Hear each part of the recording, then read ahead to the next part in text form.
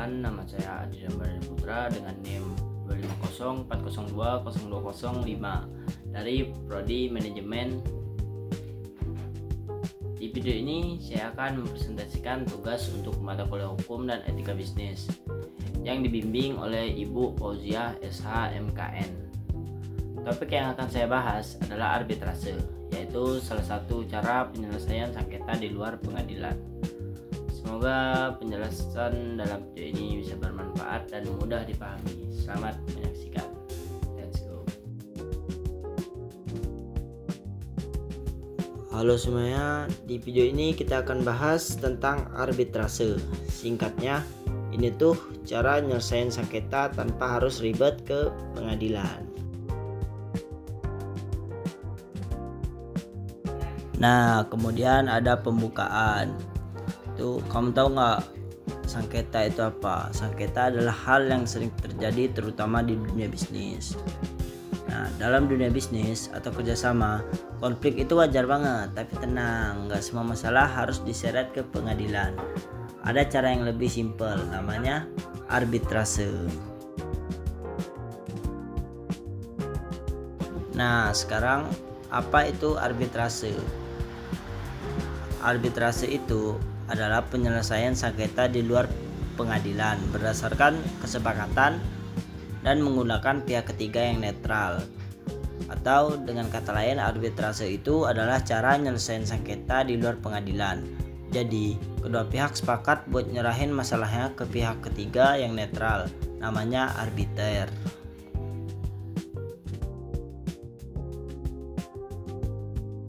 Kemudian kita akan membahas dasar hukum arbitrase.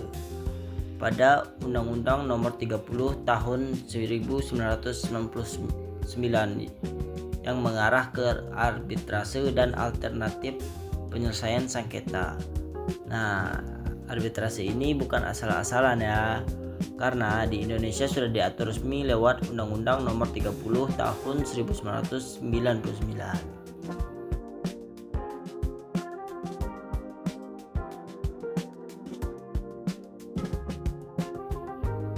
Kemudian ada unsur arbitrase. Yang pertama yaitu ada sengketa perdata. Kemudian yang kedua ada perjanjian arbitrase. Yang ketiga diselesaikan oleh arbiter, dan yang terakhir putusan bersifat mengikat. Nah, biar suatu sengketa bisa masuk arbitrase harus ada beberapa unsur. Yang paling penting ada kesepakatan tertulis dan ada arbiter sebagai penengah. Lanjut.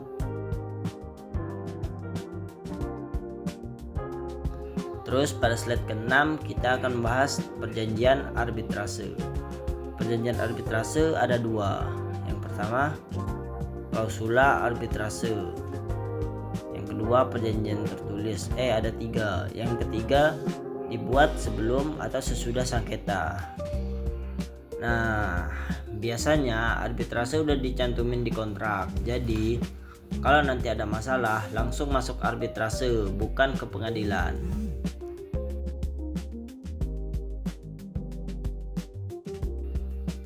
Kemudian di slide ke-7 kita akan membahas jenis-jenis arbitrase. Arbitrase ada dua jenis. Yang pertama arbitrase nasional dan yang kedua arbitrase internasional.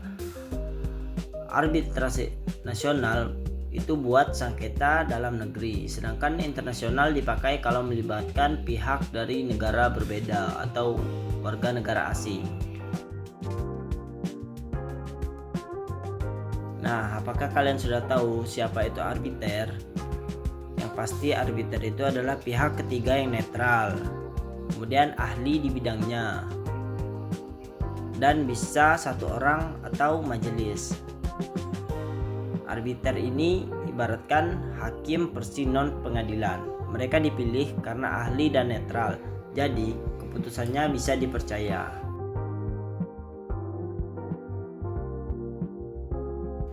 Dan yang ke-9 kita akan membahas alur arbitrase atau inti materi. Alur arbitrase yang pertama tuh harus terjadi sengketa. Dan yang kedua ada perjanjian arbitrase.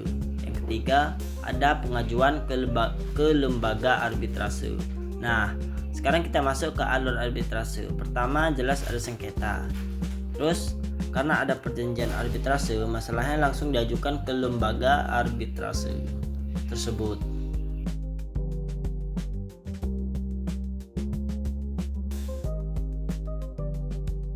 Kemudian pada slide ke-10 kita akan melanjutkan alur dari arbitrase yang pada slide ke-9.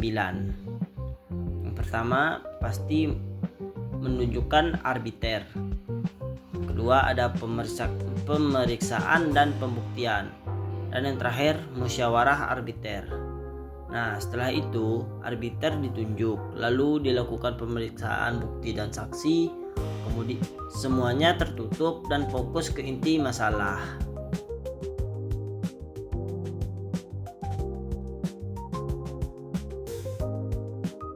Pada slide ke-11 kita akan menjelaskan tentang putusan arbitrase. Yang pertama tuh pasti putusannya final, mengikat dan tidak bisa banding. Putusan arbitrase itu final dan mengikat, artinya nggak ada banding atau kasasi kayak di pengadilan. Jadi lebih cepat dan lebih pasti.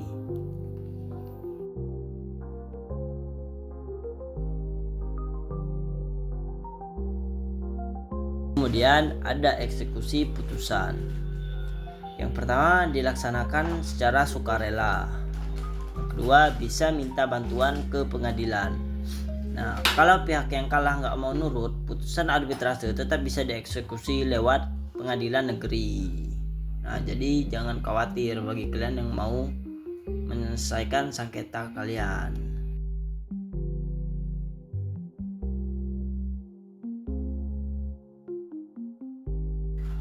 Nah, kemudian ada kelebihan arbitrase. Yang pertama, yang pasti cepat, kemudian rahasia. Yang ketiga, ditangani oleh arbiter ahli. Yang keempat, efisien. Nah, kelebihan arbitrase itu prosesnya lebih cepat, lebih rahasia, dan ditangani oleh orang yang emang paham di bidangnya.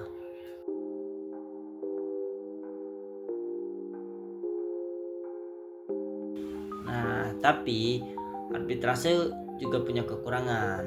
Ya, salah satunya nggak bisa banding dan biayanya bisa lumayan kalau kasusnya besar.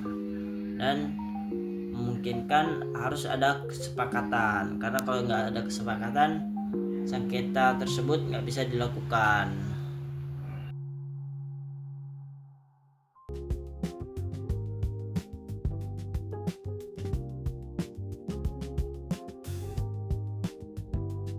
Kemudian ada contoh kasus singkat. Yang pertama kasus dari sengketa bisnis, dan kedua ada klausula arbitrase dan diselesaikan lewat bani. Contohnya dua perusahaan bersengketa soal pembayaran karena ada klausula arbitrase. Masalahnya diselesaikan lewat bani, bukan ke pengadilan.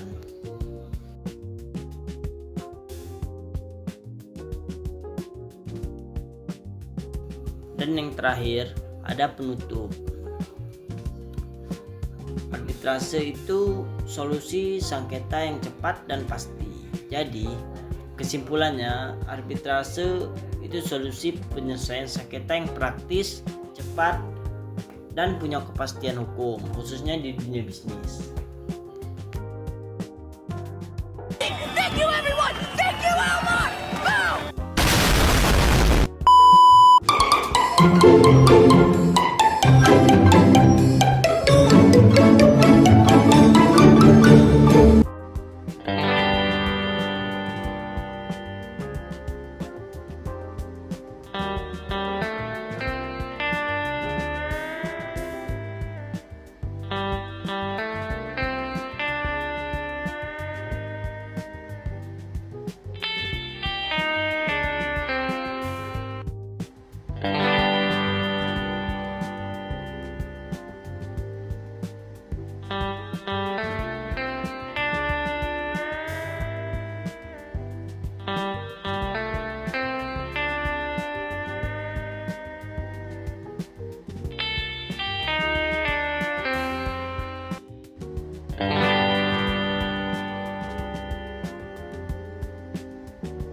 you.